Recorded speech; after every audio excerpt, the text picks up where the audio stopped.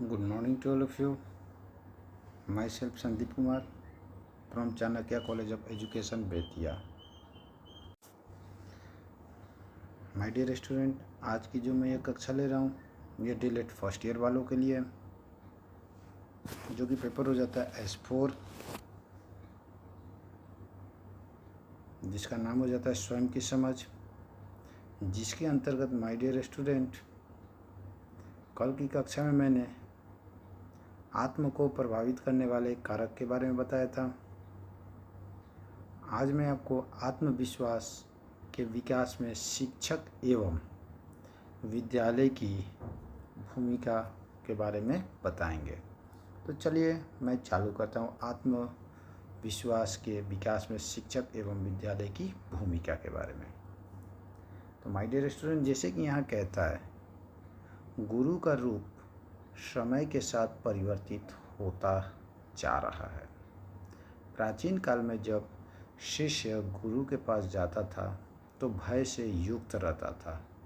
भय से मुक्त नहीं, भय से युक्त, यानी कि डरा हुआ रहता था। शिष्य गुरु के स्वरूप ही व्यवहार करता था, यानी कि जैसा गुरु का व्यवहार होता शिष्य करता। वह गुरु के समीप रहकर ही वेदों का अध्ययन करता। गुरु शिष्यों को शिक्षा प्रदान करने के लिए साम, दाम, दंड, भेद जैसी नीतियों को अपनाता था। किंतु आज यानी वर्तमान समय में गुरु का रूप पूर्ण रूप से परिवर्तित हो गया है। देखिए, प्राचीन काल में क्या था? भय युक्त था, और आज क्या हो गया? वो परिवर्तित हो गया है। आज का शिक्षण की रुचि के अनुरूप ही अपने कर्तव्यों का निर्वहन करता है। वह शिष्य के व्यवहार को समझकर उसके अनुरूप आचरण करता है तथा शिष्य के साथ मित्रवत व्यवहार करता है। कौन? गुरु, जो कि यह प्राचीन काल में संभव नहीं था। आगे कहता है, कुछ विद्वानों ने गुरु शिष्य को लेकर अपनी विचार को व्यक्त किए हैं, जो कि इस प्रकार से है। कहता है कि शिक्षक वह होता है जो शिक्षा देता है, अर्थात मात्रा, शब्द, स्वर का ज्ञान कराता है। आधुनिक युग में शिक्षक का रूप पूर्ण रूपेण परिवर्तित हो चुका है। वह केवल शब्द, व्याकरण, ज्ञान का ही खोतक ही नहीं है, बल्कि वह शिष्य के व्यवहार, उसकी रुचियों, वृत्तियों आदि का भी ज्ञाता है। आगे कहता है, एम्स क्या कहते हैं? एम्स कहते हैं कि शिक्षक जीवन के लक्ष्यों को प्राप्त कराते हैं। यानी कि देखिए, छात्रों में हम लोग जब विद्यालय में पढ़ने गए थे तो क्या होता है, उसमें हमको शिक्षक पढ़ाते थे। तो शिक्षक क्या करते हैं? हमारे जीवन के लक्ष्य को प्राप्त कराता है। यानी कि हमारे लक्ष्य की जो प्राप्ति होती है, उसको लक्ष्य की प्राप्ति में शिक्षक हमारी अहम भूमिका निभाते हैं। वही कहता है कि एम्स कहते हैं कि शिक्षक जीवन के लक्ष्यों को प्राप्त कराता है तथा शाश्वत सत्य का ज्ञान कराता है। आदर्शवाद में शिक्षक को ईश्वर तुल्य माना है। आदर्शवाद ने ईश्वर को क्या माना है? आदर्शवाद ने शिक्षक को क्या माना है? ईश्वर के समान माना है। राय क्या कहते हैं? राय कहते हैं कि प्रकृतिवादी तो जंगली गुलाब से संतुष्ट हो सकता है, किंतु आदर्शवादी सुंदर सुविकसित गुलाब ही इच्छा रखता है। यथार्थवादी कहते हैं कि विद्वान कोरे आदर्शवाद में विश्वास नहीं रखता है। वह प्रत्यक्ष में होने वाले ज्ञान को ही महत्वपूर्ण मानता है। यानी यथार्थवाद जो प्रत्यक्ष में होता है उसी को ही वह महत्वपूर्ण मानता है। अर्थात शिक्षक बालकों को वस्तुओं के माध्यम से ज्ञान देता है। शिक्षक बालकों को किसके माध्यम से देता है ज्ञान? वस्तुओं के माध्यम से ज्ञान देता है, निरीक्षण के अनुसार प्रदान करता है। अतः मनोवैज्ञानिक प्रवृत्ति के सिद्धांत को मानने वाले शिक्षक प्राचीन परंपरा के अनुसार अध्ययन अध्यापन क्षेत्र में दंड नीति में विश्वास नहीं रखते हैं।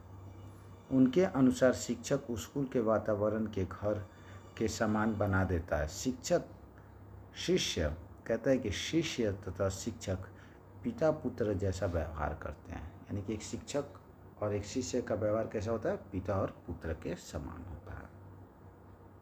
अतः इस प्रकार मनोवैज्ञानिक प्रवृत्ति के सिद्धांतों के अनुसार शिक्षक शिष्य को स्वतंत्रता पूर्वक विकास करने के लिए स्वतंत्र वातावरण प्रदान करता है। रविन्द्रनाथ क्या कहते हैं, रविन्द्रनाथ कहते हैं कि शिक्षक उस जलते हुए दीपक के समान है जिसमें तेल बाती तथा लौ है, तथा छात्र उस दीपक के क्या है, समान है। यानी कि शिक्षक क्या है, एक उस जलते हुए दीपक के समान है जिसमें तेल और बाती तथा लौ होती है, और छात्र उस दीपक के समान है जिसमें तेल और बाती तो होती है किंतु लौ नहीं होती है। शिक्षक को अपनी जलती हुई लौ से छात्र रूपी दीपक को प्रज्वलित करना होता है। यानी कि शिक्षक ही क्या करता है, छात्रों को उसके लक्ष्य की प्राप्ति कराता है। वो किसी भी प्रकार से वह यह निर्णय लेकर जाता है कि छात्र यानी कि जो शिष्य हैं उसको एक अच्छी शिक्षा दे, जिससे कि वो अपना जीवन यापन क्या कर सके, आगे की ओर प्रारंभ कर सके। आगे कहता है कि अतः इस प्रकार शिक्षक वह है जो कि अपने ज्ञान रूपी दीपक से शिष्य को ज्ञान प्राप्त कराता है। शिक्षक ज्ञान रूपी दीपक से क्या कराता है, शिष्य को ज्ञान प्राप्त कराता है, अर्थात शिष्य रूपी दीपक की ज्ञान ज्योति को प्रज्वलित करता है। अब कहता है स्व और विद्यालय, सेल्फ एंड स्कूल। तो माय डियर स्टूडेंट, यहाँ कहता है कि विद्यालय का शाब्दिक और विद्या जो आलय अर्थात विद्या का मंदिर है। तो ये तो हम लोग शुरू से पढ़ते आते हैं। विद्यालय का अर्थ केवल भवन मात्र ही नहीं बल्कि उस विशेषज्ञ वातावरण से है जो निश्चित स्थान पर निश्चित लोगों के द्वारा निश्चित पाठ्यक्रम के माध्यम से शिक्षा का कार्य करता है।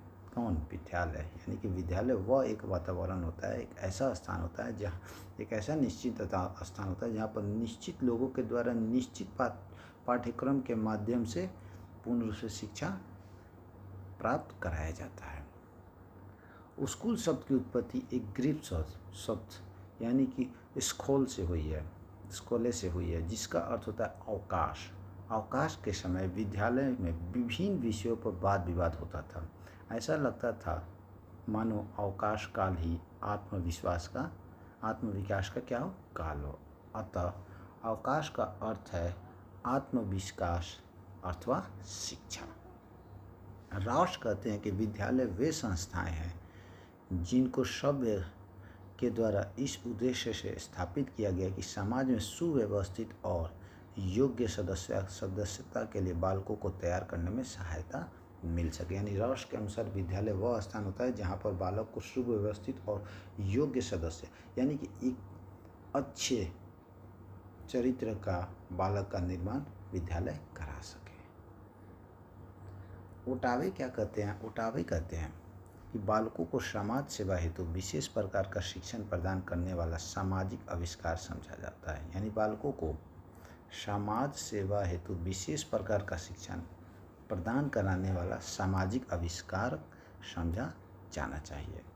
जॉन डीवी के अनुसार कहते हैं कि विद्यालय एक ऐसा विशिष्ट परिवेश है जहाँ जीवन के गुणों और विशेष प्रकार की क्रियाओं तथा व्यवसायों की शिक्षा इस उद्देश्य से दी जाती है कि वांछित दिशा में बालक का क्या हो सके, विकास हो सके। वांछित दिशा में, ना कि अवांछित दिशा में। यानी कि विद्यालय क्या करता है, बालकों को वांछित यानी कि एक अच्छे मार्गदर्शन में क्या कराता है, विकास कराता है।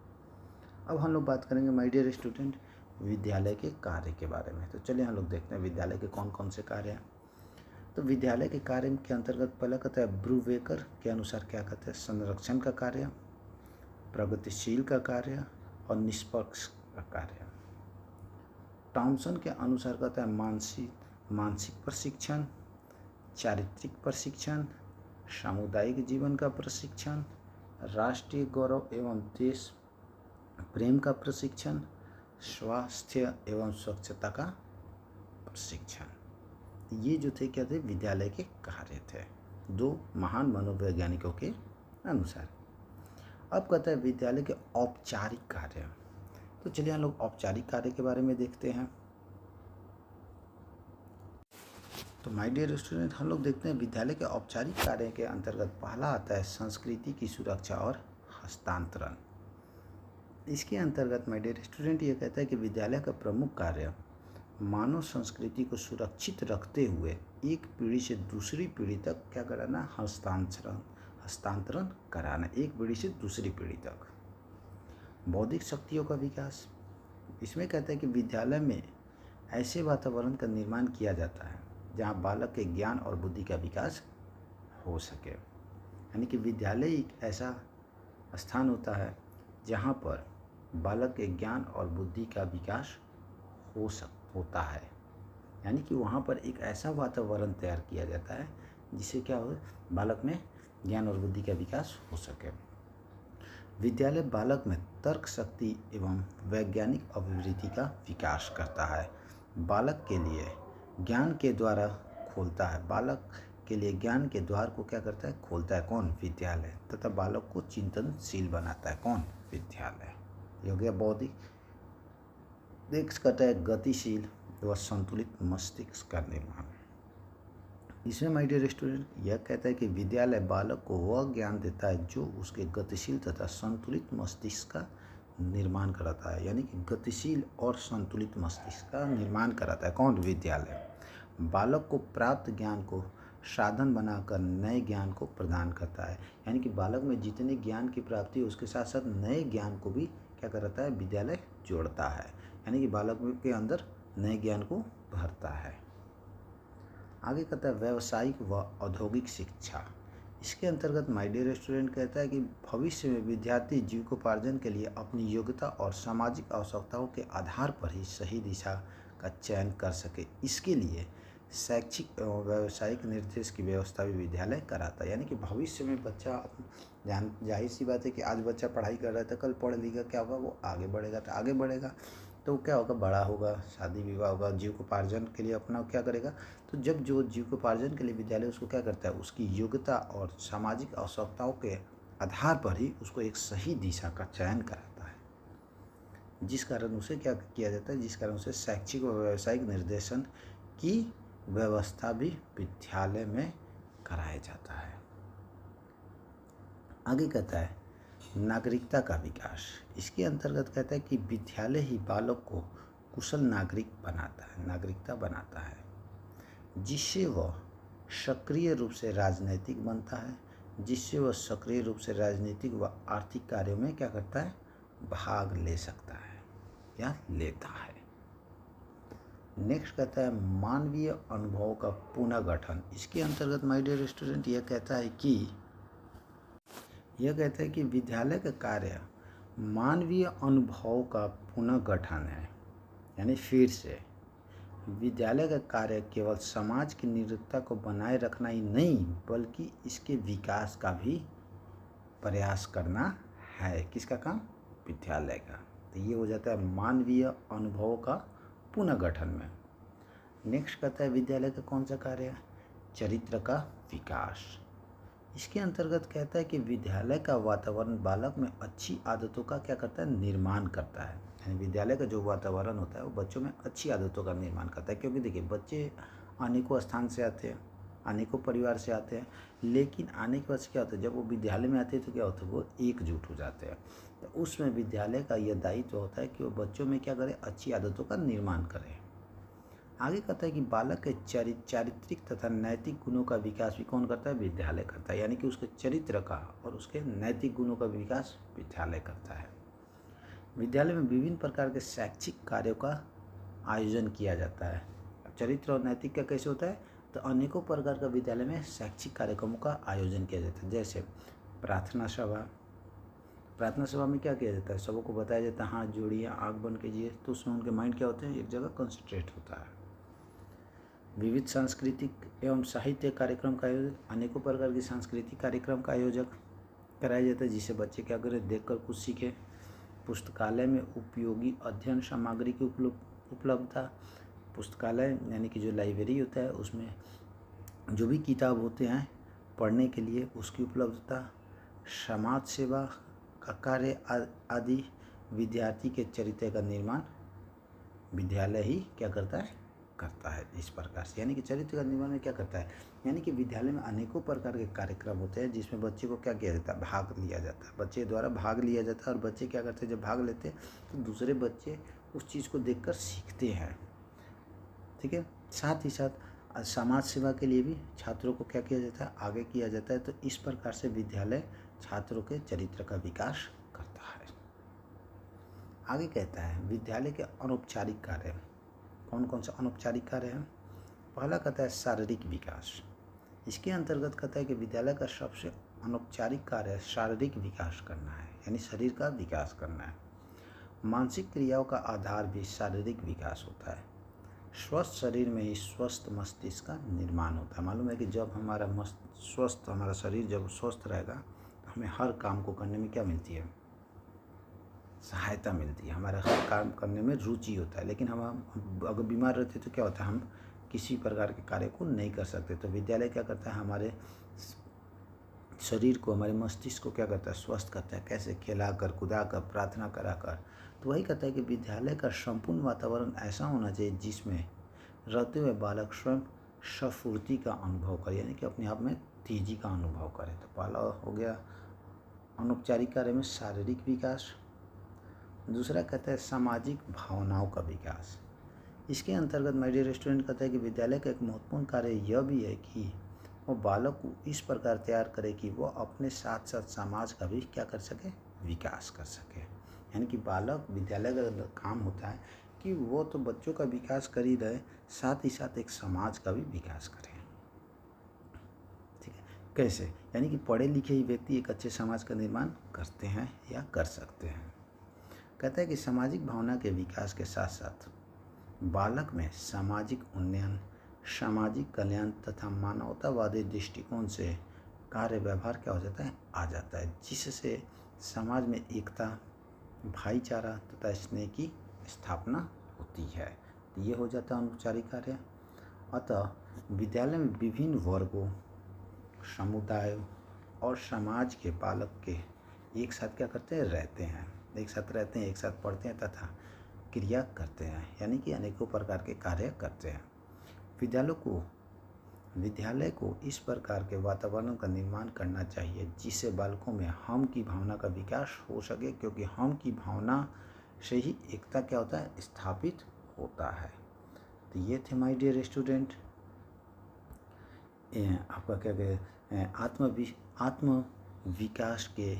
आत्मविश्वास के विकास में शिक्षक एवं विद्यालय की भूमिका के बारे में। अगर आप लोगों में से किसी को भी किसी प्रकार की प्रॉब्लम होती है तो आप मुझसे कंसल्ट कर सकते हैं, मुझसे मिल सकते हैं, पूछ सकते हैं। तो मैं अपनी वाणी को यहीं विराम देता हूँ। Thank you, have a nice day.